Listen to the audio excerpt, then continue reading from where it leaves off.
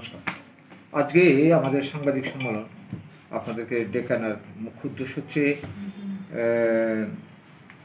আমরা সবাই জানি যে গত 19শে জুলাই প্রেস ক্লাবে একটা অনুষ্ঠানে আমাদের এই রাজ্যের মাননীয় মুখ্যমন্ত্রী বিপ্লবদেব মহোদয় একটা মন্তব্য করেছেন, যে মন্তব্যে তিনি বলেছেন বাঙালি এবং জাট শিখদের মধ্যে তুলনাটি নেই, যে শিখ এবং জাটদের শারীরিক গঠন মজবুত হলো, বুদ্ধির দিক দিয়ে তারা বাঙালির থেকে পিছিয়ে। তো এই যে মন্তব্য, এটা এখন তো সোশ্যাল মিডিয়াতে প্রচারের পর থেকে সারা ইন্ডিয়া এবং ইন্ডিয়ার বাইরেও এটা এত বেশি ভাইরাল এবং সমালোচনার ব্যাপার হয়ে দাঁড়িয়েছে এবং সমালোচনা হওয়ার মতন বিষয় বটে। বাঙালিরা বুদ্ধিতে অগ্রগণ্য, এটা সবাই জানে দুনিয়াতে, কিন্তু উনি একজন রাজ্যের মুখ্যমন্ত্রী, দায়িত্বশীল মানুষ, উনি কী করে আরেকটা জাতিকে উনি এভাবে মানে হেয় করে বলার ফলে এই কথাটা বলতে পারলেন, এটা তো কেউ মেনে নিতে পারে। তার জন্য প্রতিবাদের ঝড় শিখ জাট এরা যেমন করছে, এখানে বিভিন্ন রাজনৈতিক দলও করছে, এবং আমরাও তার এই বক্তব্য আমরা মেনে নিতে পারছি না। আমরা মনে করি এই বিষয়টা এই জায়গাতে থেমে থাকবে না, যদিও তিনি ওনার টুইটে বলে দিয়েছেন, ওনার স্বীকার করেছেন, ক্ষমা প্রার্থনা করেছেন, যেটা ওনার ভুল হয়ে গেছে, এই কথাটাই যথেষ্ট না। আমরা মনে করি এই সমস্যাটা অনেক দূর পর্যন্ত গড়াবে। সবচেয়ে ভালো হবে যদি এই যে শিখ এবং জাট যারা আহত হয়েছে তাদের যারা প্রতিনিধি রয়েছে, যারা নেতৃবৃন্দ রয়েছে, তাদের সঙ্গে কথাবার্তা বলে বিষয়টা মিটিয়ে নেওয়া। আর নইলে এটা পরিণামে হয়তো জাতীয় বিমান এমন একটা বিষয় বাঙালি জাতিকেই পাবে। এর জন্য আজকে আমরা এই বিষয়টা আমরা সরকারের নজর আনতে চাইছি, বিজেপি সরকারের নজর আনতে চাইছি আপনাদের মাধ্যমে। সেই সঙ্গে প্রাসঙ্গিক যে কথাটা বলার আজকের দিনে দাঁড়িয়ে, যে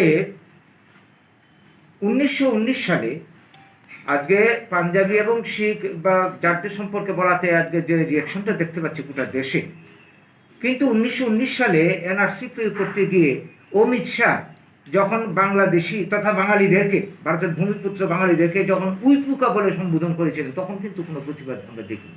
আমরা প্রতিবাদ করেছি, আমরা বাঙালির থেকে কোনো প্রতিবাদ দেখা যায় না। দৃষ্টিভঙ্গিটা একটা লক্ষ্য করুন।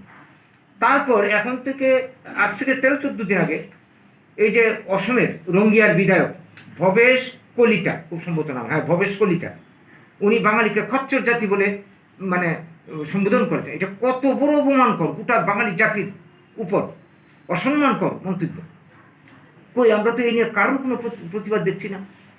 যারা বর্তমানে শাসক ক্ষমতায় আছে তারা কংগ্রেস, সিপিএম, বিজেপি কেউ করেনি, এবং সুশীল সমাজ যারা আমাদের ইন্টালেকচুয়াল তারাও করেনি। একমাত্র আমরা আমরা প্রতিবাদ করেছি সঙ্গে সঙ্গে। আজকের দিনেও আমরা আমাদের প্রতিবাদ আপনাদের মাধ্যমে আমরা ছড়িয়ে দিতে চাইছি।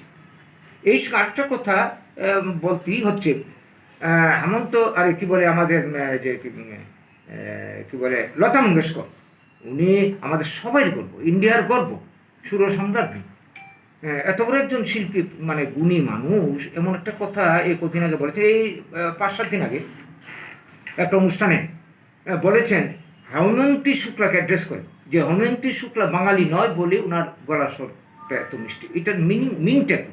তাহলে বাঙালিরা গলার স্বর মিষ্টি না? অথচ এই যে কি বলবো, লতা মঙ্গেশকর যে বর্তমান জায়গাতে উন্নীত হয়েছেন, ওনার ঈশ্বর প্রদত্ত গুণ, আমরা তাকে শ্রদ্ধা করি।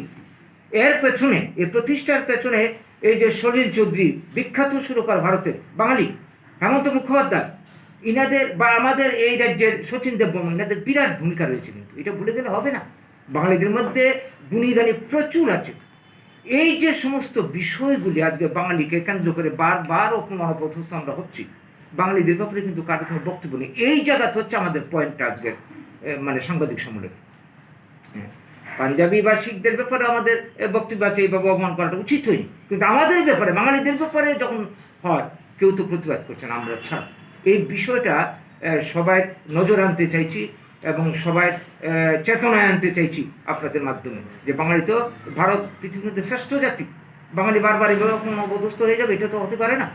কাজে ভবিষ্যতে, অতীতে যা হয়েছে, ভবিষ্যতে যদি এই ধরনের বাঙালির উপর এই ধরনের মন্তব্য আসে, আমরা কিন্তু ছেড়ে কথা বলবো না কাউকে। এই হচ্ছে আজকের আমাদের সাংবাদিক সম্মেলনের মুখ্য উদ্দেশ্য। আপনার নাম?